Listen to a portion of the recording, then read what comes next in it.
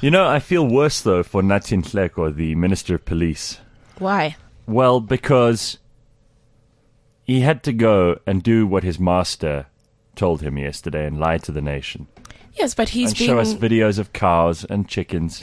It was so fucking embarrassing. And swimming pools. And the fire department being useless, which means that everybody else in rural KwaZulu-Natal is screwed royally. You are going to burn down. Your children will die in a fire. But that is why, we're going to use this footage of how terrible KZN's fire department is to show you how the president needs more special protection. Look, you're going to get people who are going to say that they support the president and that this is all perfectly justifiable. And they'll sit there and hook, line, and sinker. Natin Hleko will be believed. You get people like that. Like 3/4 of the ANC MPs in Parliament think this is a major victory. And you know what they're really saying? And this is what bothers me. Because they're not talking to DA supporters or to white people or to people who are apolitical and people who don't care about this and can see right through it. They're not talking to those people. You know who they're talking to? Their own supporters. They're dumbing down and whitewashing this for their own supporters. They're saying to people who have supported the ANC in KZN who live in Nkandla, in little, horrible, nasty wattle and daub huts with thatched roofs that they've had to build off the sweat of their own brow. That's the people they're saying, you know what? You just got to suck it up because here it is. I'm sorry we didn't build the 1,800 RDP houses we could have for the same price that we built all these security improvements for the president. I'm sorry about that.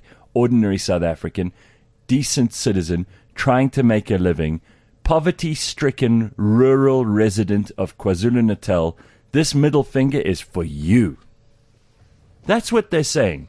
When Natin Hleko and Tulas Ngesi sit next to each other, sweating because they realize that the cameras are on them and they're about to deliver the biggest steaming pile of bullshit ever to have been served up to the South African populace, they must feel, somewhere in their deepest integrity, they must feel that they're about to commit intellectual, moral, and ethical suicide.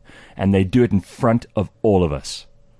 There has got to be a moment there somewhere. I don't care who you are or how much you're beholden to some other person, how much of a slave you are to your master, how much you owe your little wooden bowl of food, yes, a massa, to the president, how much you are desperate for him to release you from your chains so that you can go out and be a free person who actually has your own ideas and is able to evaluate things objectively. When you are not owned, there still has to be some part of you that rebels against telling blatant lies. There has to be something in you. If you're a reasonable, good, decent, cognizant person, sentient being, for God's sake, the difference between us and those fucking cattle that have a culvert, there has to be some part of you that goes, I'm not going to put up with this. Actually, the people of South Africa deserve more than to be lied to and to have their money spent. Their money, not the government's money. Your, mine, and every other person in this country, even if they're not taxpayers because they're too poor to pay tax. You know, it really does upset me because when I'm lied to, what you're really saying to me is, I'm assuming you're dumb. And that offends me. Not because I think I'm clever, but because I can see through it. And you think I can't. At one point while I was watching this video with cattle, and this other video where they were showing how the chickens would set off the alarms, I thought to myself, there must be someone who's just, for the first time in their life, been able to afford a TV. Maybe they're even the president's age. They're 70-something. They've got a TV. They just connected it now. And suddenly... And then suddenly you got Natin Hleko with this video of the chickens. And this person probably lives in fairly basic circumstances. And here is a minister of the Republic of South Africa, an appointed minister of police, no less, the person charged with our safety and security. And he's busy showing you chickens setting off the holy, almighty, sacrosanct president's chickens. And there must be, in that person's heart, such a sinking depression at that point, that this is the priority of this government. The priority of our government at the moment is clear. And you don't have to be a genius to have figured this out. After yesterday, we are all subjects to Jacob Zuma's will. And we are all here to make him money. And we are all here to keep him in power. And we are all here to not argue. And if we raise our voice in argument, you're either, the media, or, the opposition, or, a clever black. Or a racist white. Or a racist white. There's something about you that just makes the president disregard you. You can't pronounce Nkandla properly. So shut up, suck it up, and realize you are a slave with a new master. Welcome to Freedom 2015. Does it feel much better than Freedom 1994? Doesn't feel as good to me. I don't like it one little bit. And you know what, Mr. President? You are destroying so much with your blatant abuse of power, your arrogance. This laughter has got to stop. I saw the best poster of all yesterday. Nkandla, he he he he he he. Yeah, headline of the year.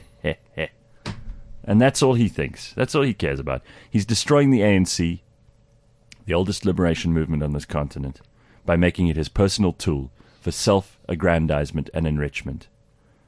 He's got a nephew that's so fat from greed that he can't fit into his sports cars. You've got his friends, the Guptas, who pretty much dictate government business policy. And it's all arranged for him. You even had 2 ministers sitting there yesterday who are only there because they're loyal to him, telling the story that will exonerate him. So full of himself is he that he won't even pay, 46,000, 120,000, 5 million, 20 million. Okay, mea culpa, I'll pay for the pool. You know what? The pool's for us to chill at during those hot KZN summers when we go there for the Christmas party with the family. I own it. Let me own up to this. There's one thing I can be accountable for. You know what? Someone screwed up, but I'm the president, so the buck stops here. Hey, people of South Africa, let me say I'm going to own up to the pool and the chickens and the cows. Add that up, Thuli. Let's pay it. Even if I work for the next 20 years of my life, that's what most people who have a pool and who have a chicken culvert and a cattle kraal have to do. They have to pay the money. It's not theirs. And I'm abusing this office if I think. Forget that even if Tulas Nxesi and Natin Tlako tell you that it's a security feature, you're abusing people because as a president, you're taking money you shouldn't be taking. It's just not on. I feel like we're being spoken down to. I feel like this is a new kind of patronizing. It's almost more insidious than sexism and racism and ordinary bigotry, because there isn't even an assumption that we can understand. We're too dumb. We have to have those two fat mongoloids yesterday on TV telling us how it all works, because we can't figure it out. Here it is, children. Let me explain why Daddy spent all the money for your Christmas presents on this shiny new thing. And the same goes for Sepp Blatter. And now I'm talked out. I didn't want to even get into this so early, but there we go.